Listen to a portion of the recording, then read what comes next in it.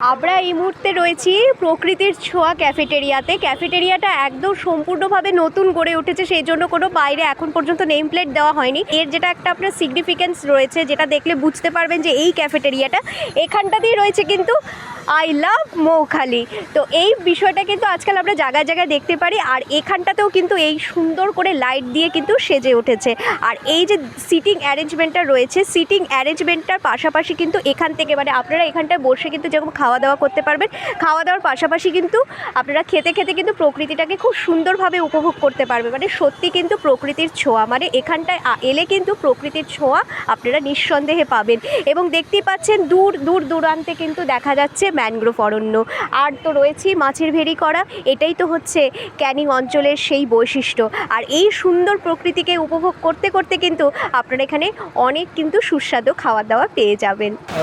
Leg pakora হবে, boneless pakora হবে, chicken wings হবে, চিকেন ফিঙ্গার হবে, এগ মোগলাই হবে, চিকেন মোগলাই হবে, রাজা মোগলাই হবে, রানী মোগলাই হবে, বাদশাহী মোগলাই হবে, সাহেব মোগলাই হবে, চিকেন বিরিয়ানি হবে, মটন বিরিয়ানি হবে, চিকেন রোল, পনির রোল, পনির মোগলাই, পনির বিরিয়ানি। আমাদের অলরেডি সবসময় খোলা। আর জনগণ কখন এসে এখানে খেতে পারে? এখানে আমাদের 5টার পর থেকে।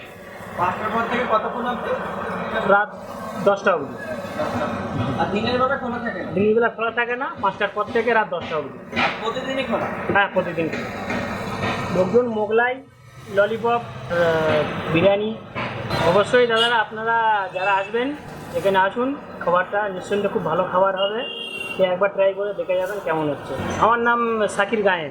আর এই ক্যাফেটেরিয়ার অ্যাম্বিয়েন্সটা দেখে এত ভালো লাগলো, খুব সুন্দর করে ফুল দিয়ে লাইট দিয়ে সাজানো, আর সিটিং অ্যারেঞ্জমেন্টগুলো কিন্তু বিশেষ করে খুব সুন্দর, এত সুন্দর করে কিন্তু এখানে সিটিং অ্যারেঞ্জমেন্টটা তৈরি করা আছে। আর যেটা বললাম, খেতে খেতে সুন্দরভাবে প্রকৃতিকে উপভোগ করা।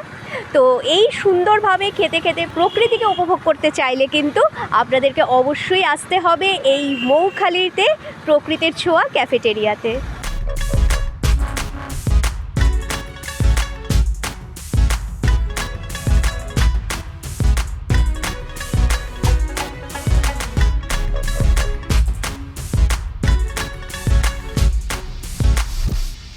আপনাদেরকে মেনু কার্ডটা ভিডিওর মধ্যে দিয়ে দিচ্ছি, আপনারা কিন্তু ভিডিওটি পজ করে এখানে যে যে মেনুগুলো রয়েছে সেগুলো কিন্তু দেখে নিতে পারবেন।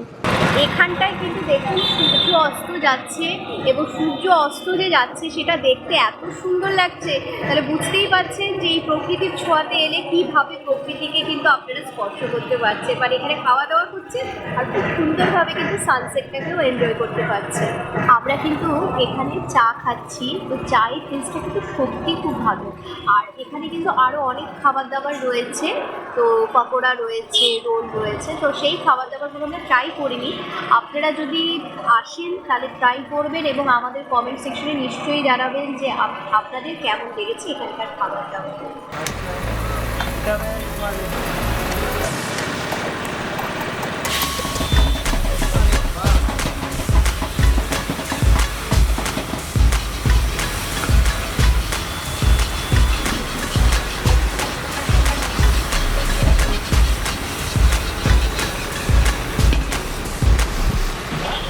আমরা যেরকম বললাম আপনাদেরকে যে আমরা তো শুধু চাটা ট্রাই করলাম, আর কি কি অর্ডার করা যেতে পারে। তো আমরা কিন্তু এখানে ভাবলাম যে যেহেতু নতুন একটা এত সুন্দর একটা ভালো এমবিএন্সে এসছি, তো এখানকার খাবার দাবারটা একটু ট্রাই করে দেখা যেতে পারে। তো আমরা কিন্তু চিকেন পকোড়া নিয়েছি, এবং এই যে প্লেটারটা রয়েছে তার দাম পড়েছে কিন্তু 100 গ্রামের দাম 40 টাকা।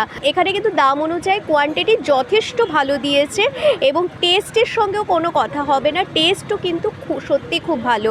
আর এই চিকেন পকোড়া কিন্তু বোনলেস নয়, বোন সমেত রয়েছে, কিন্তু টেস্ট হচ্ছে সত্যি খুব দারুণ।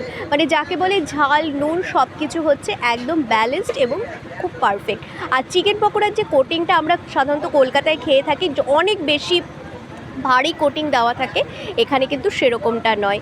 তো আমরা এখানে চা ট্রাই করলাম, পকোড়া ট্রাই করলাম। আপনারা আসলে কিন্তু অবশ্যই এই দুটো জিনিস কিন্তু চোখ বন্ধ করে ট্রাই করতে পারেন।